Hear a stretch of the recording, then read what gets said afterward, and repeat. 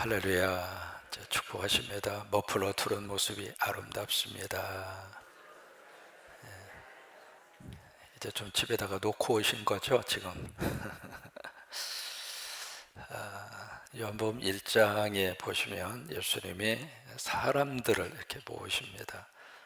예수님이 이제 선택한 사람들을 성서시대에서는 제자라 그렇게 이야기를 하는데, 그래서 원래 이제 세례 요한을 따르던 믿음의 공동체 속에 있었던 사람들이 세례 요한의 증언을 듣습니다.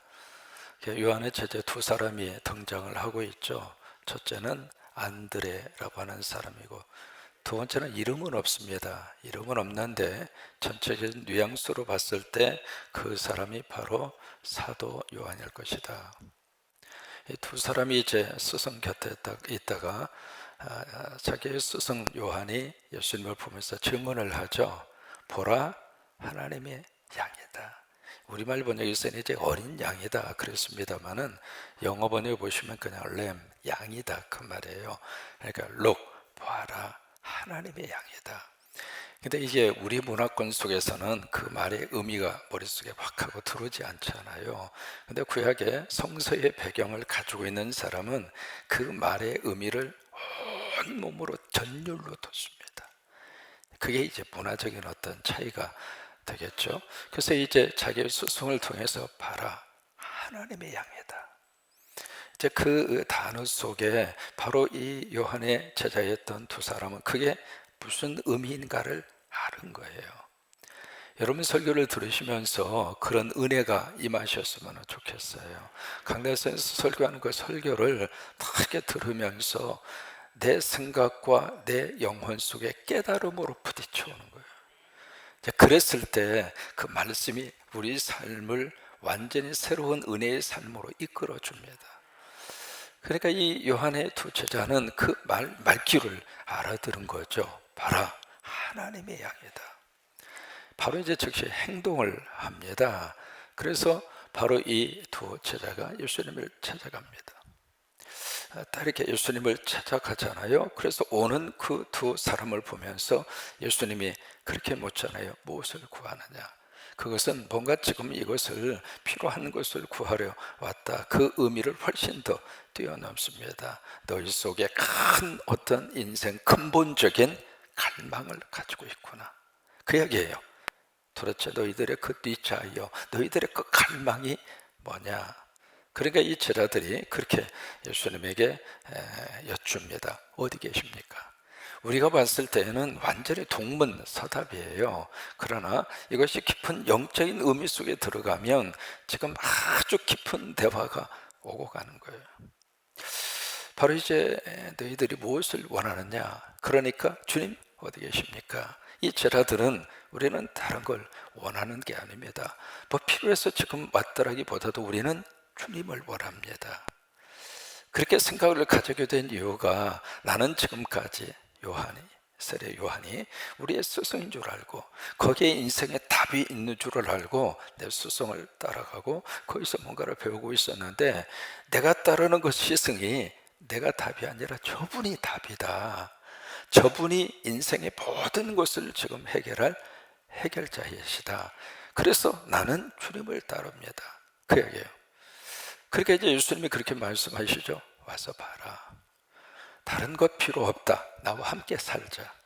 여러분 주님과 함께 살 때 그때 주님과의 교제가 이루어집니다.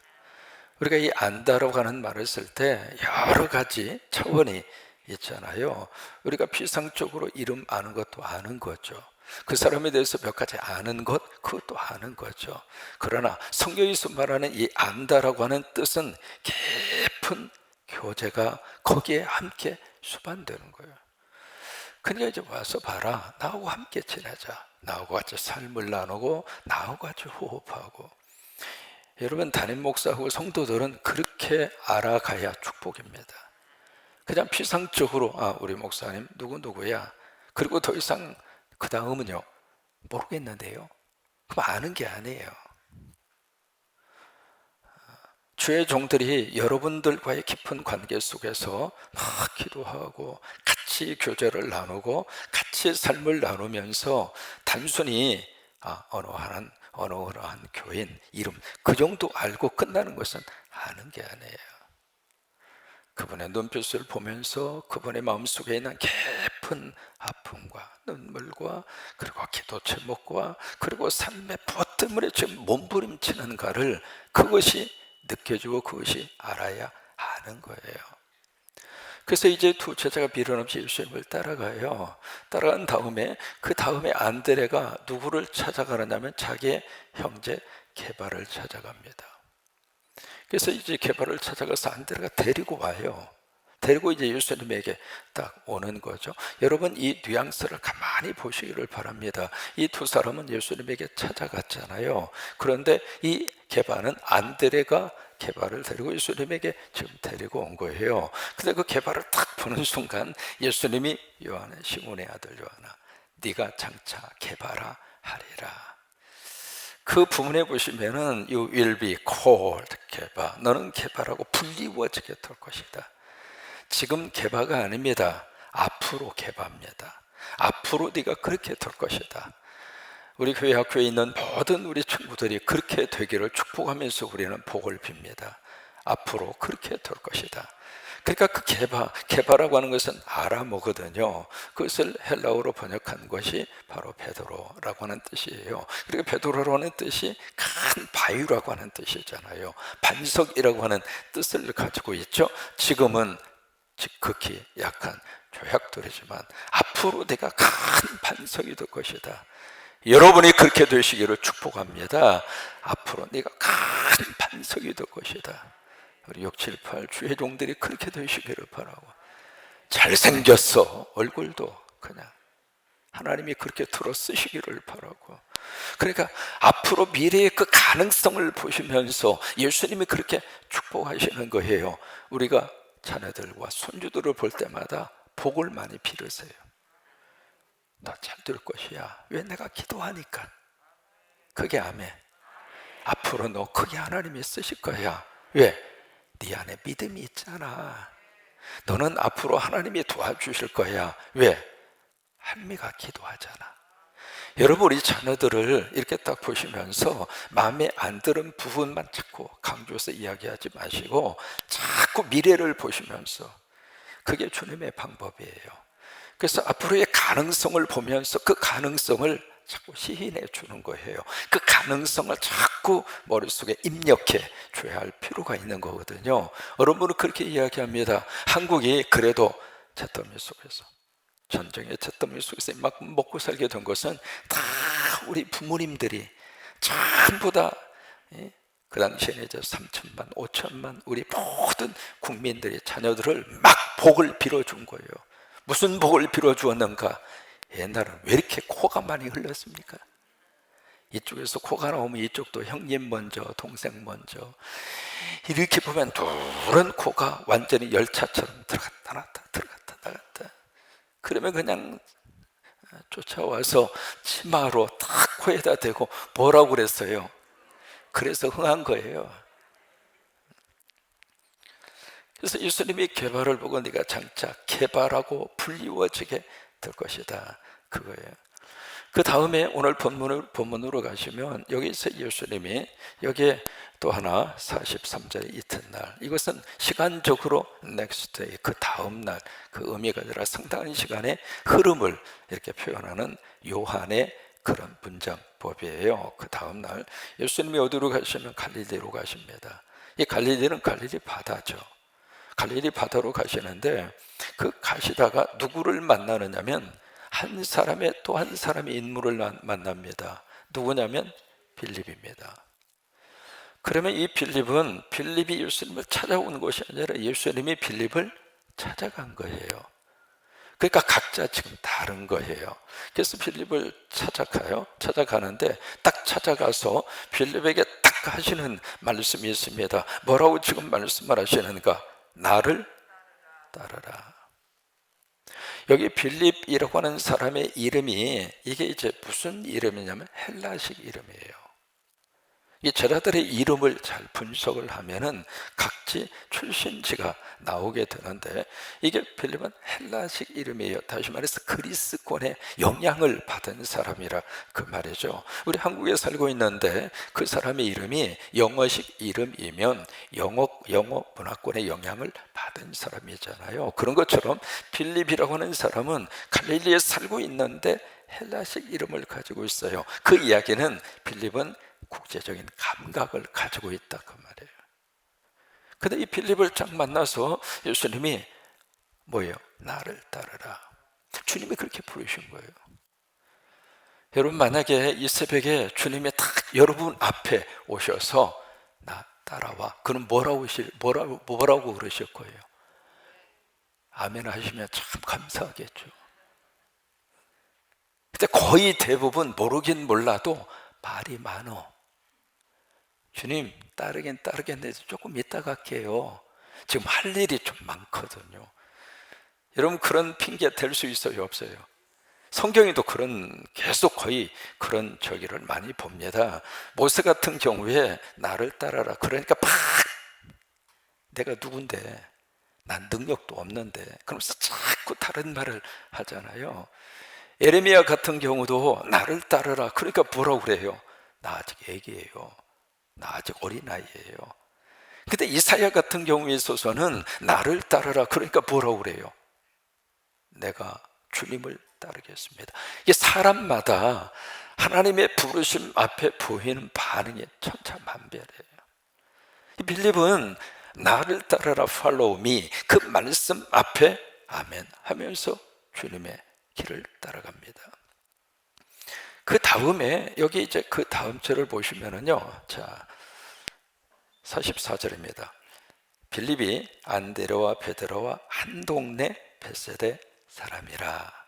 이 벳세다라고 하는 곳이 등장을 하고 있는데, 우리 벳세다라고 하는 장소, 이제 갈릴리를 좀 크게 이렇게 한번 그려봐서, 이게 갈릴리 호수거든요. 갈릴리 호수인데 갈릴리 호수에서 맨 밑에쯤에 만날 수 있는 마을이 있습니다. 그 마을이 티베리아입니다. 영어식 발음은 티베리우스. 그래서 이 갈릴리 호수를 티베리아 바닷가, 그렇게도 표현하는 이유가 그거예요. 그 티베리우스라고 하는 것은 그 당시 로마의 황제 이름이에요. 그래서 이제 티베리아라고 하는 그 마을이 있고, 티베리아에서 약간 좀 올라가면 여기에 막달라라고 하는 마을이 있습니다. 막달라 출신의 유명한 여인이 있습니다. 막달라 마리아. 그래서 마리아는 참 복을 많이 받았어요. 왜냐하면 막 달라는 거예요. 이 새벽에도 막 달라, 은혜도 막 달라, 하나님의 역사도 막 달라.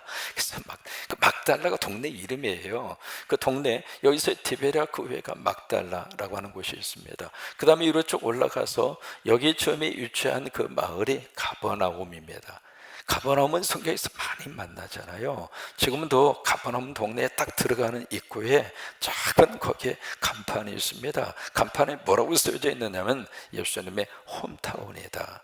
그렇게 쓸 정도로 예수님의 첫 번째 회당에 들어가셔서 말씀을 전하셨던 곳이 가버나움이에요. 그리고 회당 바로 앞에 베드로 장로의 집이 있습니다. 그게 이제 가버나움이거든요. 그 다음에 벳세다는 어디가 있느냐면 가버나움에서 약간 이쪽으로 치우쳐서 이쪽 부분에 있는 마을이 벳세다라고 하는 장소입니다.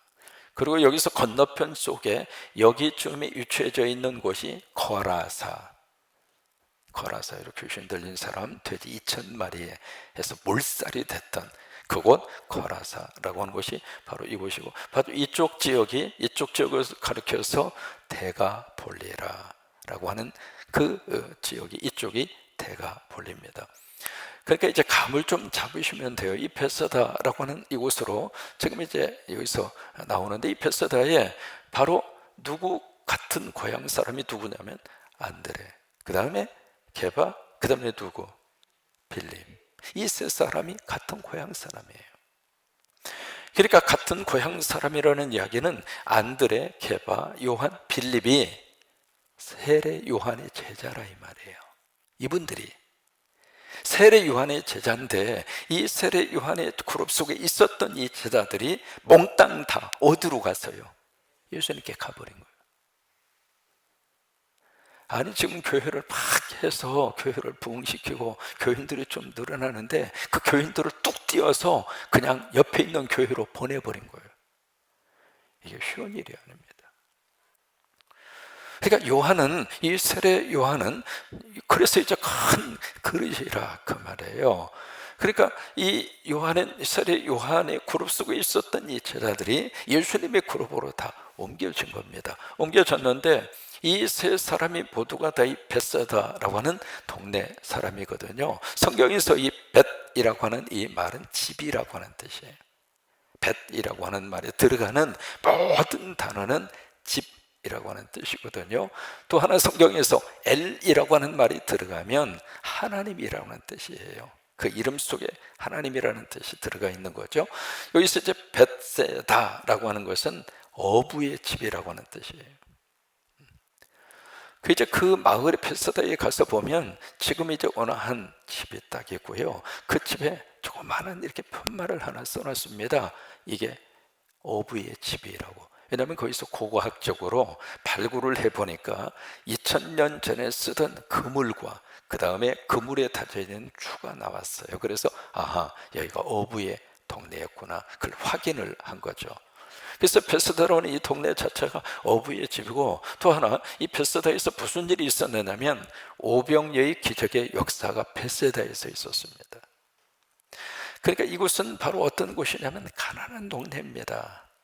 이게 어부들이 모여서 살고 있던 집단촌을 형성하고 있었던 동네였었는데, 그렇게 뭐 풍요로운 동네가 아니라 가난한 동네예요. 근데 어쨌든 거기 동양의 출신 이 세 사람이 바로 예수님의 제자가 됩니다. 그래서 이 빌립이 나를 따르라, 그러니까 주님을 따라요. 그 다음에 빌립이 누구를 하나 찾아갑니다. 그 사람이 누구예요? 나다나엘입니다. 이 나다나엘을 공감복음서에서는 뭐라고 표현하는가? 바돌로메. 그래서 예수님이 12제자 가운데 바돌로메가 있잖아요. 그 사람이 이 사람이에요. 이 사람이 그분이에요. 그래서 나다나엘이라고 하는 사람을 누가 찾아내는가? 빌립이 찾아갑니다. 이게 예수님의 제자가 되는 여러 가지 다양한 방법이에요. 주님이 직접 만나서 나 따라와라, 그렇게 해서 예수님을 따르는 사람도 있고, 아니면 이미 예수님을 따르는 사람이 나와 관계된 사람, 여기는 자기 형제한테 갔잖아요. 자기 형제에게 가고, 그리고 자기 친한 친구에게 가고, 그렇게 해서 이제 복음의 공동체 속에 그분들이 함께 하도록. 여러분 내일 새벽에도 함께 이 새벽의 자리에 누군가 한 분을 초청해 보세요. 같이 한번 새벽을 깨워보자. 같이 한번 우리 새벽 기도 한번 해보자. 기도 제목도 많고 기도해야 할 것도 많고. 여러분 우크라이나 우리는 잊어서는 안 됩니다. 아까도 우리 기도해 주셨습니다마는 우크라이나하고 러시아하고 종교가 러시아 정교회 안에 같이 속해 있었어요. 러시아 정교회는 캐톨릭 안에서 떨어져 나온 교단입니다. 그다음에 러시아 정교회가 너무 정치적이에요. 정치 세력하고 결탁을 해서 부정부패한 복판 속에 러시아 정교회가 딱 있는 거예요. 옳은 소리도 못하고. 그래서 우크라이나에 있는 이 정교회가 우리는 속하지 않겠다. 그래서 우크라이나에 있는 정교회가 뚝 하고 떨어져 나왔어요. 떨어져 나온 게 우크라이나 정교회입니다. 근데 그 정교회 속에 뭐냐면 개신교 교인들이 그렇게 퍼센테이지가 많지는 않습니다. 3에서 한 5% 정도 개신교 교인들이 있습니다. 이 개신교 교인들이 눈이 열린 거예요. 눈이 열렸는데 뭐냐면 역사적으로 쭉 이렇게 살펴보았을 때 개신교회 복음의 역사가 들어가는 나라가 일어나더라. 여러분 그래요, 안 그래요? 전 세계 지도를 쫙 놓고 보세요. 어느 나라가 세계를 지금 지배하고 있고, 어느 나라가 그래도 민주주의 국가를 형성하고 있고, 어느 나라가 그래도 인간다운 대우를 받으면서 살고 있는가? 다 개신교예요. 전부 다 프로테스탄트예요. 교회가 세워지고 복음이 들어가고. 그래서 우크라이나에 있는 이 개신교 지도자들이 그래, 우리가 앞으로 우리 나라와 우리 민족이 살아갈 수 있는 길은 이거밖에 없다. 개신교, 복음이다. 그래서 이제 샘플로 잡은 나라가 두 나라입니다. 첫째는 미국이고 두 번째는 한국이에요. 그래서 두 나라 중에 샘플을 가지고 우리가 따라가고 싶은데 미국은 워낙 크단 말이에요. 그 나라는 어떻게 해볼 수가 없는 거예요. 그런데 한국은 좀 비슷한 것도 많고, 그래서 우크라이나에 있는 개신교 교인들이 늘 마음속에 모델로 삼고 있는 나라가 한국입니다. 우리는 한국처럼 되자. 우리나라도 한국처럼 되자. 아멘 좀 크게 해보세요. 우리나라도 한국처럼 되자. 그렇게 지금 모델로 삼고 그들이 바라고 기도하고 있는 나라가 우크라이나예요. 그래서 우크라이나 사람들은 한국 사람을 참 좋아합니다. 여러분 깨어서 같이 기도해서 그 나라가 더 이상 전쟁이 지속되지 않고 그냥 푸틴이 망해버리고 그냥 푸틴이 몰락해버리고 그냥 하나님의 심판의 역사가 나타나기를 바라고, 그렇게 해서 속히 잘 끝나도록 함께 기도할 수 있기를 바랍니다. 이렇게 내가 관계하고 있는 분들을 한 분 한 분 은혜의 자리로 초청하는 거예요. 그렇게 해서 이제 나다나엘이 등장을 합니다. 자, 오늘 성경을 보실까요? 자, 빌립이 45절에서 이야기합니다. 같이 읽습니다. 빌립이 나다나엘을 찾아가서 이르되 모세가 율법에 기록하였고 여러 선지자가 기록한 그 일을 우리가 만났으니 요셉의 아들 나사렛 예수니라. 여기 빌립이 나다나엘에게 말하고 있는 게 모세가 율법에 기록했고, 이것은 모세오경이죠. 그 다음에 여러 선지자가, 이게 바로 선지서입니다. 이 수없이 많은 선지서, 그 선지자들이 기록한 그 이가 누구냐면 메시아입니다. 메시아.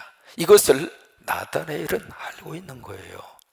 구약 성경에서 지금 누군가를 두각을 나타내고 있고 그분을 자꾸 우리에게 제시를 하고 있는데 뭐냐면 고통과 아픔과 어려움의 그때에 하나님께서는 하나님이 보내시는 메시아가 있다라고 하는 것을 나다나엘이 알아요. 근데 빌립이 와서 바로 그분을 만났다. 그런 거예요. 그분을 만났다. 그러면서 그분이 누구냐면 요셉의 아들, 여기서 예수님의 아버지 이름이 나옵니다. 요셉의 아들, 그 다음에 나사렛 예수라, 그렇게 이야기합니다. 여기서 지금 빌립이 지금 예수님을 소개하는데 조금 오버했어요. 왜 오버했다고 하는 말을 하는가? 나사렛이라고 하는 말을 거의 다 붙이는 거예요. 그러니까 나사렛 예수라. 그러니까 지금 그 다음에 나다나엘이 무슨 반응을 보이느냐면 우리가 알고 있는 그런 내용이죠. 46절 나다나엘이 이르되 나사렛에서 무슨 선한 것이 날 수 있느냐, 그런 반응이 나옵니다. 왜냐하면 나다나엘은 이미 구약을 알고 있어요. 구약 성경에 메시아는 어디에 탄생하는가? 베들레헴이에요. 그러니까 베들레헴에 메시아가 탄생한다는 것을 알고 있는데 나사렛이라고 하는 말을 쓰니까 이 나다나엘 입장에서 나사렛? 그게 아닌데 그래서 무슨 선한 것이 날 수 있겠는가? 어떤 지역적인 감정에 자극적인 그런 말을 하는 것처럼 보입니다. 그러니까 여기 빌립이 뭐라고 이야기하느냐면, 뭐라고 46절에 빌립이 이야기해요? 와서 봐. 이게 지금 누가 썼던 방법이죠? 예수님이 쓰신 방법이에요. 39절에서 여기 세리요한의 제자 두 제자 어디 계세요? 그러니까 와봐, 그 이야기 했잖아요. 예수님이 쓰신 방법을 빌립이 그대로 쓴 거예요. 오케이, 알았어. 그런 생각, 오케이. 그러나 그런 의문과 그런 질문을 가슴에 안고 있다 하더라도 와봐 한번, 그 이야기예요. 와보라 이 말이에요. 여러분, 현장에 와야 제대로 그 분위기를 느낄 수 있습니다. 와봐라 이 말이에요. 성광교회 새벽에 한번 와봐라 그 말이에요. 우리 교회 출신 목회자들이 몇 분만 모십니다만은 그분들이 유튜브로 보는 거하고요, 여기 와서 같이 예배하고 이 분위기를 느끼는 거하고는 달라요. 와봐라 이 말이에요. 와서 같이 새벽을 같이 깨우고, 새벽을 깨우면 목회 현장 하나님께서 부흥시켜 주세요. 제가 증인이에요. 이민 목회 참 힘든 목회 현장입니다. 우리 이종훈 장로님은 이민 목회 현장을 잘 아시는 분이세요. 여러분들이 들으시는 거하고요, 이민 목회 현장을 경험한 사람이 느끼는 거하고는 달라요. 참 힘들어요. 그런 교회라 할지라도 예수님이 하시는 것처럼 새벽을 깨우고 새벽에 영성을 붙들고 새벽의 자리에서 기도하고, 하나님은 지금도 살아계십니다. 하나님은 지금도 역사하십니다. 그래서 그 하나님 의지하고 새벽기도 열심히 하니까 하나님이 교회를 부흥시켜주고, 새벽에 하나님이 기적을 주시고, 새벽기도 총진군 할 때는 아이들을 들쳐업고, 우리부터 그랬어요. 그 갓난아기 그냥 맡겨놓을 데도 없고 어디다 할 데도 없고 그냥 들쳐업고 옆에다가 눕혀놓고, 앞에서 이렇게 설교하다 보면 저러다가 떨어지지 싶을 정도로 그렇게 놓고 새벽 기도하고. 그러니까 이 새벽의 영성을 우리가 말로만 들어서는 잘 모르잖아요. 와서 보라 이 말이에요. 우리 성곽인 식구들이 얼마나 새벽을 사모하고 새벽에 얼마나 간절히 기도하고 새벽의 은혜 가운데 신앙생활하고 있는 것을, 왜? 이 새벽을 깨우신 분은 예수님이니까. 마가복음 1장 35절 말씀, 새벽 매명에 주께서 일어나 나가 한적한 곳에 가서 그곳에 가서 기도하시더니, 우리는 살다가 어려움이 있으면 여기 와서 새벽에 기도하면 여기서 울고 여기서 몸부림치고 여기서 기도하고 여기서 주여 부르짖으면서 내 문제도 해결받고 내 고통도 하나님 앞에 알리고 치료도 받고 막힌 것도 뚫어지고, 그런 거잖아요. 그러니까 와봐라 이 말이에요. 예수님이 쓰신 방법을 그대로 지금 쓰고 있는 거예요. 47절, 나다나엘이 옵니다.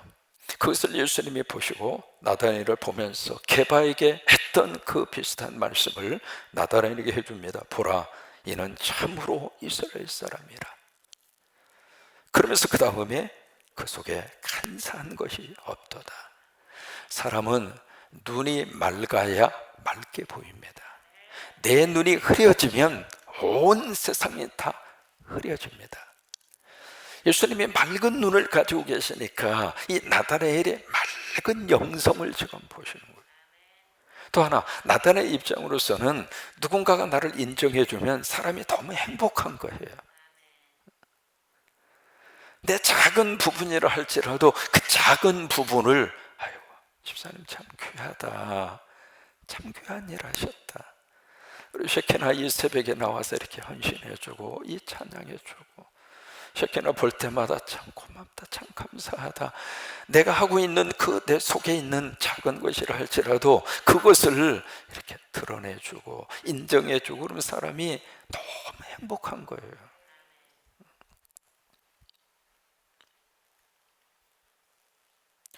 사십팔 절에 나다나엘의 반응을 보입니다. 어떻게 나를 아십니까?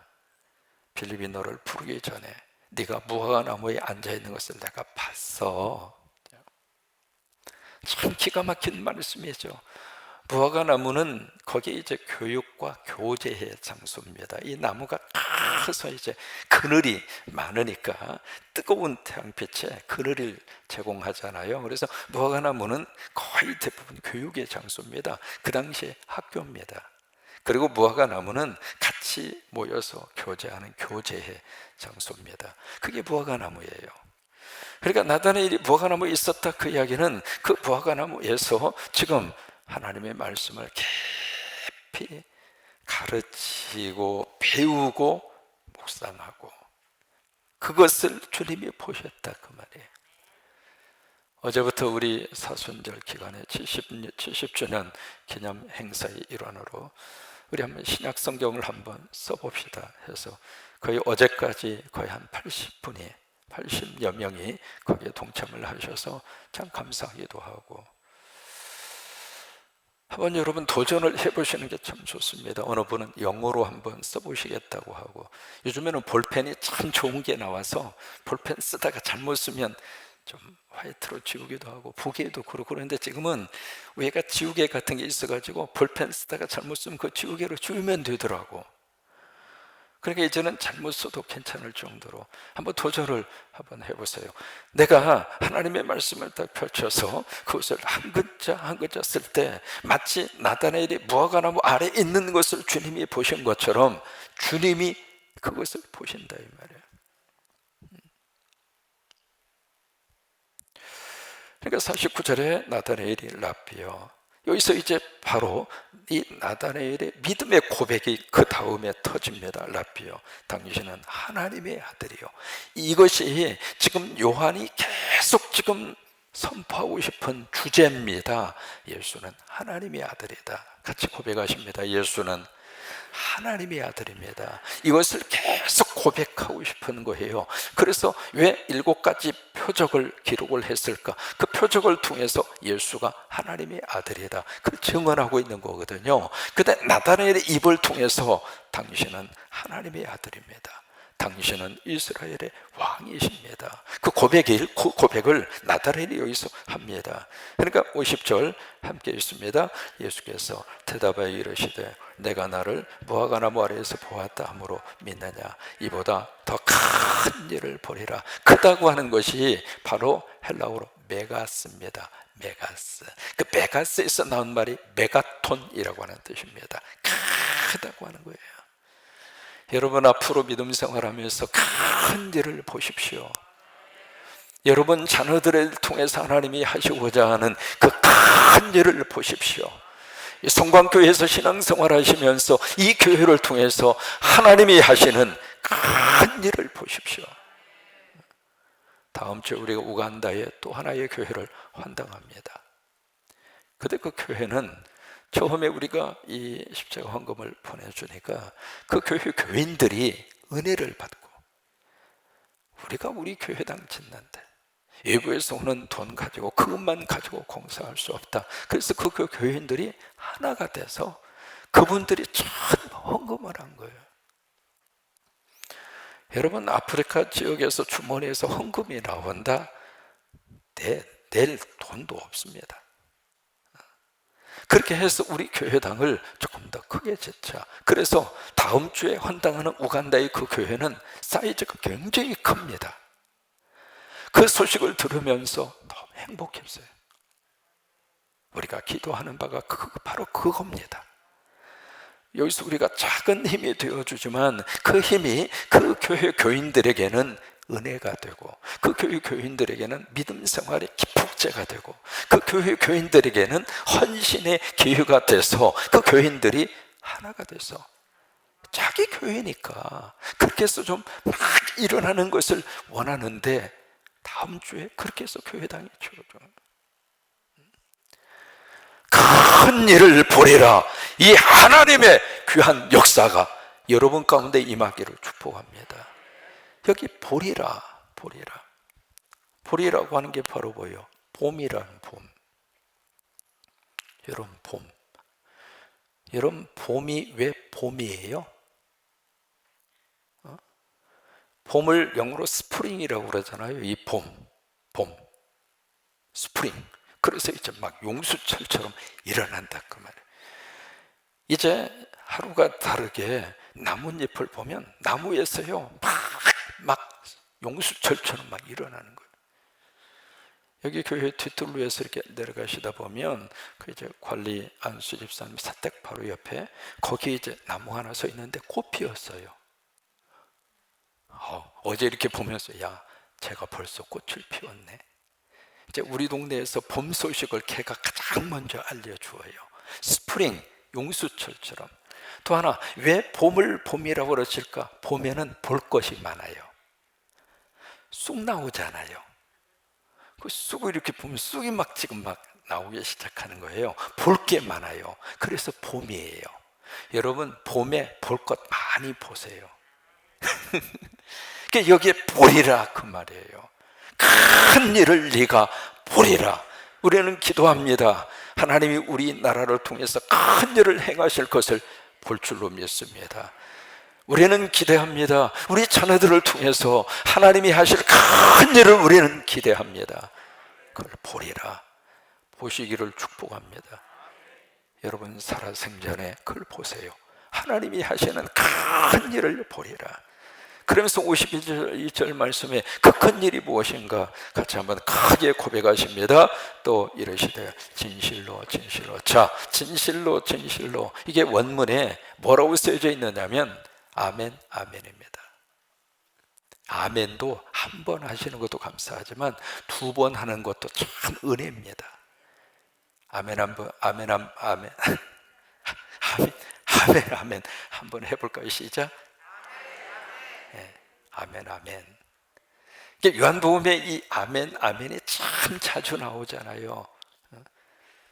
여기에 진실로 진실로 너희에게 이르노니 하늘이 열리고 하나님의 사자들이 인자 위에 오르락 내리락 하는 것을 보리라. 여러분 이 말씀을 딱 기억하면 뭐가 머릿속에 딱 떠오르냐면 누가 떠올라요?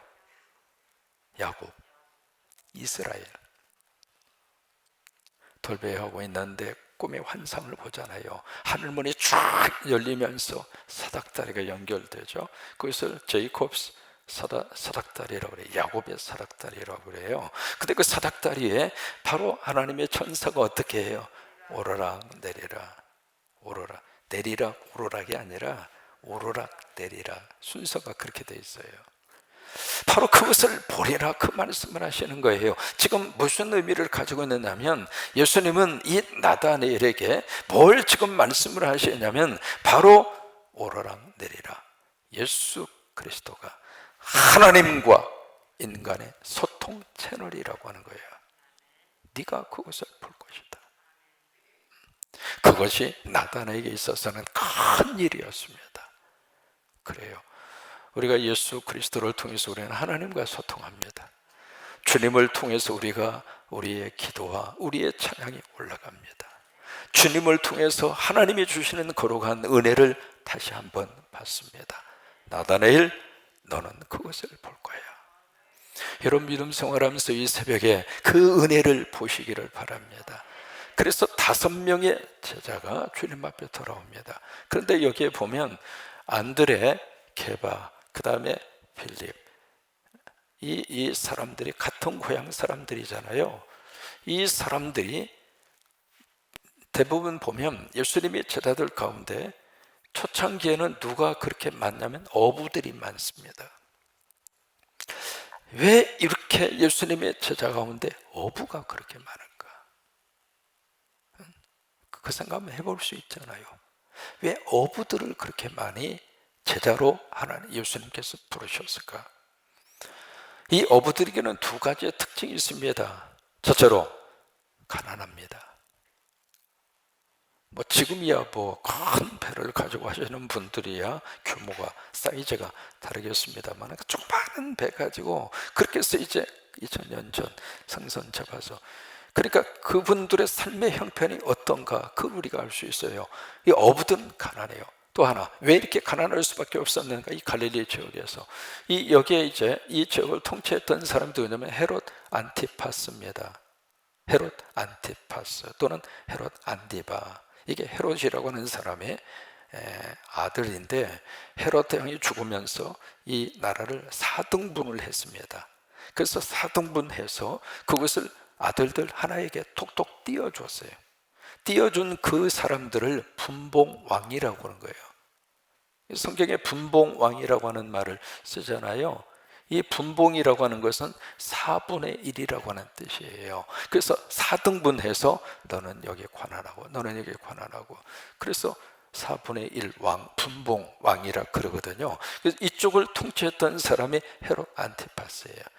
근데 이 친구는 무슨 꿈이 있느냐면 자기 아버지처럼 전체를 다 통치하고 싶은 거예요.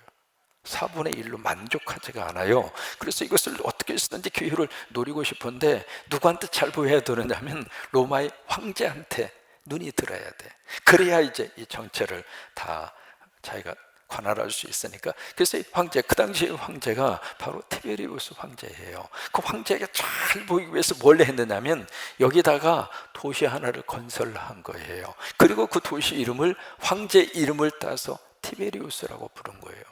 그게 티베리아예요. 도시 하나가 건설이 된다는 이야기는 두 가지입니다. 주변에 있는 사람들의 호주머니를 긁었다 이 말이에요.